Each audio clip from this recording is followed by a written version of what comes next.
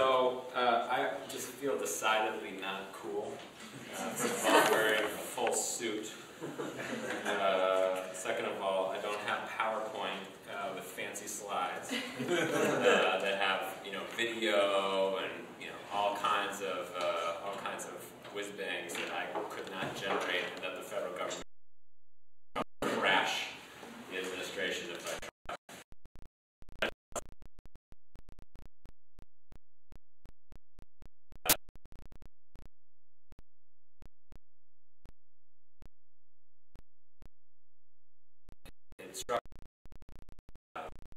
One of those moments and how they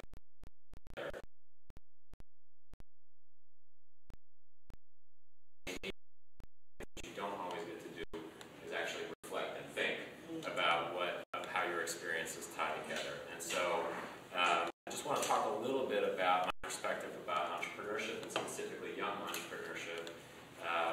As a member of the Obama administration's jobs and economy team, people who are thinking about how to engage the business community and really work to stimulate the creation of jobs across the country so we can move forward on winning the future.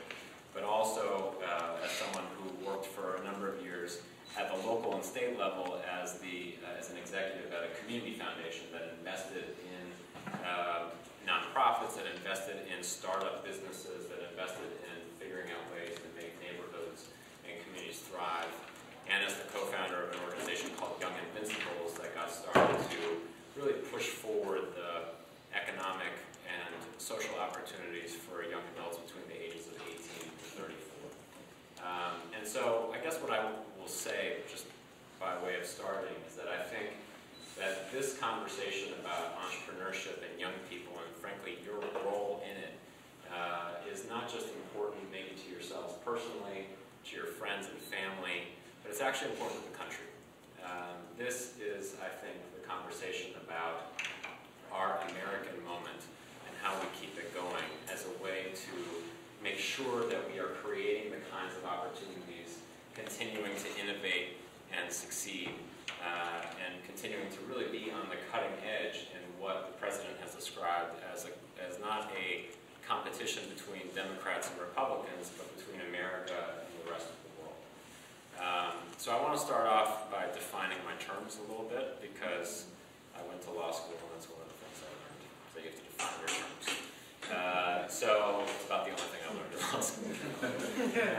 So in terms of defining terms, entrepreneurship to me, when you talk about this currently, there's a lot of conversation about the high-tech startups. You've probably read in the papers or in the blogosphere about the valuations of LinkedIn and Pandora and Groupon and Facebook.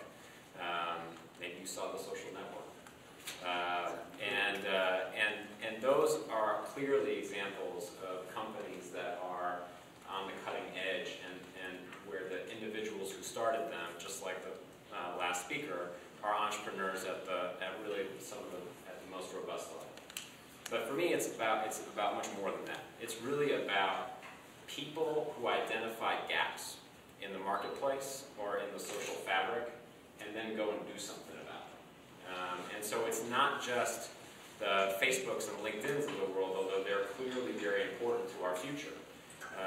But they're not the water's edge. It's also about the people who see that the educational system in their community is failing, and they start a school. And 5 years later, they have results for their first graduating class that far outstrip what had happened in sort of the neighboring public schools or the district, generally speaking. So it's also about the person who decides that there's a food desert in her or his community where they can't get access to produce and fruit, and does something to create that access point for those communities so they can be healthier, they can succeed, and they do well as a result. And so I guess for me, the defining the terms is important because we need to understand the ecosystem of entrepreneurship as a broad one, and frankly as one that you all have a role in. And while there are big differences among type of entrepreneur, by personality type. There are differences in terms of the companies they start. There is something that's pretty consistent, and that's the story of creation. Meaning what I mean by that is that if you read the story of Facebook now, and you go back to the beginning, when it was getting going in a dorm room, at that point, Mark Zuckerberg and co. would not have been able to write the story that they have lived, right? And so the issue about entrepreneurs, be they social entrepreneurs, but we can just throw all those categories out, we just say entrepreneurs, is that they continue to look at what they're doing. They continue to identify the gaps, continue to think about ways they can fill. Once you get in a gap, you say, oh, this is obviously missing in the marketplace. You get in there and you're like, oh, I didn't see that crevice, I didn't see that crack, I didn't see that part of this that we can do more of. And so the story that's common for entrepreneurs is that they are constantly looking for ways to add value, and constantly looking for ways to improve their product, their process, their engagement, their value. And I would argue that as soon as anybody, doesn't matter where you work, doesn't matter what you're doing, that as soon as you stop doing that, as soon as you kind of get comfortable in where you are and what you've achieved, you cease to be an entrepreneur. It's over, right? Now you're maybe delivering. Maybe you're a manager. Maybe you're a very effective contributor to an overall enterprise, but you're no longer an entrepreneur. And so that kind of innovation, identifying a gap, looking for ways to fill it, and adding value both to yourself and to your broader community is how I think about entrepreneurship. And so I just want to kind of touch on this with a couple of examples that just relate to my own experience. So I worked in Rhode Island for a number of years, and there's a guy who was a crazy artist with wild facial hair. I mean, it changes a lot too. Sort of, if you miss him for a week, you've got a totally different handlebar mustache or a thing. I don't know. It's amazing. Actually, the rate at which you can grow facial hair is one of his most entrepreneurial attributes. But anyway, there was a province, like a lot of older cities, has fallen on tough times. And there's a part of Providence called the Valley, where there are a lot of old mills. And one of them was an old steel yard, bombed out, very poor environmental conditions, but it had a really cool crane, like an 80-ton crane or something like that. And so he got together with a few friends, and they figured out a way to buy this thing called the Providence Steel Yard. And they didn't really, I think they sort of bought it at first, and they were going to create a mechanism to get together and get involved in foundry works. And then they got into it a little bit more, and they figured out that there were ways to get grants from the EPA to remedy all the toxins in the land. And they figured out ways to get grants from other funders to start creating programs for young people to come and create, learn how to be a blacksmith, to do kind of steel works, generally speaking. Then they figured out that they had all this space, and there were artists around the country doing really big installations that had nowhere to do them. And so they opened up their, they had that crane too, right? So they opened up their space and they allowed people to rent from them and create create an artistic community. And you fast forward about 5 or 6 years, and now this piece of property that was really just eyesore, nobody cared about it, nobody could figure out what to do with, right? Because if someone looked at that and said, well, I can't build a hotel here, right? I can't build a mall here, so I don't know what to do with this. When someone said, well, what if I just use it as a steel yard again and use it for a different purpose? And fast forward 5, 6 years, that steel yard is actually driving economic development in that area. And it is also creating value for artists who didn't have a place to do their work, who are then creating value, you can sort of get the ripple effect, right? Who are then creating value in the communities that they're working in, having a mechanism to create products and sell them. And so that entity entity is creating jobs. And creating jobs is pretty important.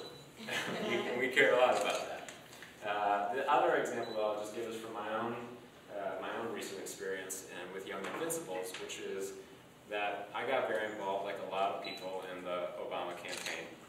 I was very committed to sort of what you describe as a super volunteer. I was in law school at the time. And after the campaign, a few of us who had been pretty involved started thinking about how to keep young people engaged, keep our own generation in the mix. And we couldn't really figure out how to do that, apart from volunteer activities or community service. And then the healthcare reform debate started, and there was nobody talking to our people about the importance of health reform. And it turns out, and you might know this from your own experience, is that young people are have the highest group rate of uninsurance in the country, and it is debilitating for young people, 1 in 6 of whom suffer from chronic conditions, have issues that prevent them from engaging and thinking about their own futures because they're trying to manage a condition that is no fault of their own, get denied coverage because they have a quote-unquote pre-existing condition, or get kicked off of coverage if they get sick. And so it's a big deal for young people. It's an economic issue. And so we got involved in that and started creating this thing in the law school cafeteria. First of all, nobody wanted to talk to us. Second of all, nobody wanted to talk to us. A few months later, still nobody wanted to talk to us. But they were starting to take our phone calls because we were making a lot of noise and getting some press. But the point is that that entity, and there were a lot of us working on it together, so it's not a kind of a story about what I did, but that entity has created value because it helped to encourage the conversation to shift a little bit more to being inclusive about young people and healthcare reform. And it helped us, frankly, to get something really important accomplished, which is the provision that allows young people to stay on their parents' insurance until age 26. I'm going to come back to that in a second. And it's also allowed Young Invincibles as an entity, as an organization, to have a platform of success.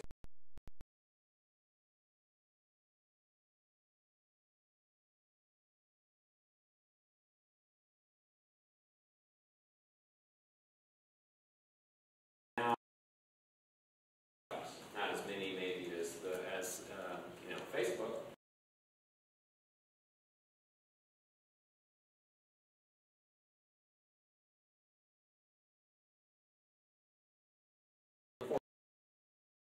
Because we're at this moment where we are coming out of something that we haven't seen since the Great Depression. When the president took office in January 2009, we were losing more than 700,000 jobs a month. I mean, think about that. 700,000 jobs a month.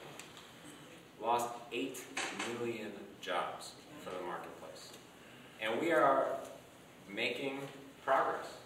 And you hear a lot, so I'm going to get into this a little bit, because you hear a lot of people talk about how, the president could do more on this. The president didn't do enough here. But if you think about the Recovery Act, the stimulus that passed, the Independent Congressional Budget Office says that it saved or created 3.5 million jobs. Over the last 15 months, we've created more than 2 million private sector jobs. In the last 6 months, 1 million jobs alone. Now that does not make up, I'm not a math major, but you figure it out. Those numbers don't equal the 8 million that are lost.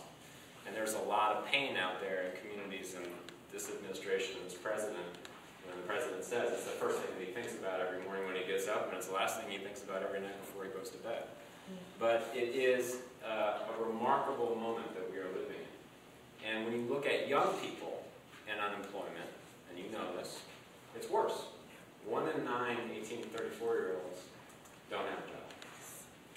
If you are a person of color, it's worse than that still. 17% of African American youth, 13% of Latino youth. I heard this stat the other day. It actually forced me to sit down. If you are an enlisted, coming out of the military, an enlisted infantryman, unemployment rates as high as 27%. Having served your country, right?